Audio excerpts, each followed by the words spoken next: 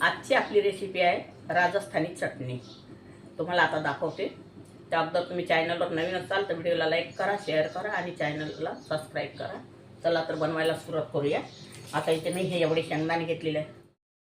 आता इथे मी 2 कांदे घेतले आहे मोठे कापून, आणि इथे 2 टमाटर घेतलेले आहे कापून, एवढे शेंगदाणे घेतलेले आहे भाजून, आणि लसूण कळ्या। आता आपल्याला हे शेंगदाणे आणि लसूणच्या कळ्या बारीक करून घ्यायच्या आहे।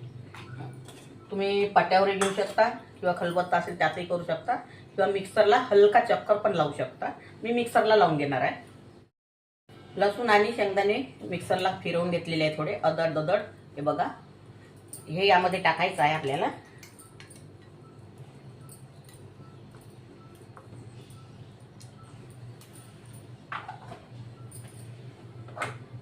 आणि सांबार टाकायचा।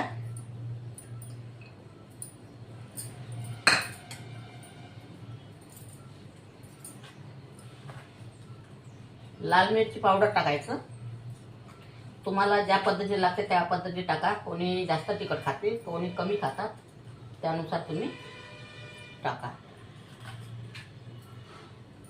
थोडा जिरा पावडर टाकायचा, थोडा धनी पावडर, आणि थोडी कस्तुरी मेथी टाकायची,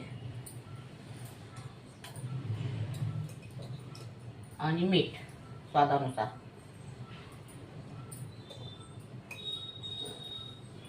आणि आता इथे तेल कडक करून घेतलेलं आहे, गरम तेल छान गरम झालेलं आहे आपलं।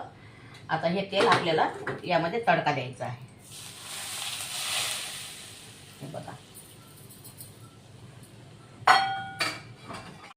हे बघा, हे छान असं मिक्स करून घ्यायची। ही खूप छान चटणी लागते खायला। तुम्ही अशी जर चटणी बनवली तर तुम्हाला भाजीचं सुद्धा काम पडणार नाही, एवढी सुपर लागते ही चटणी।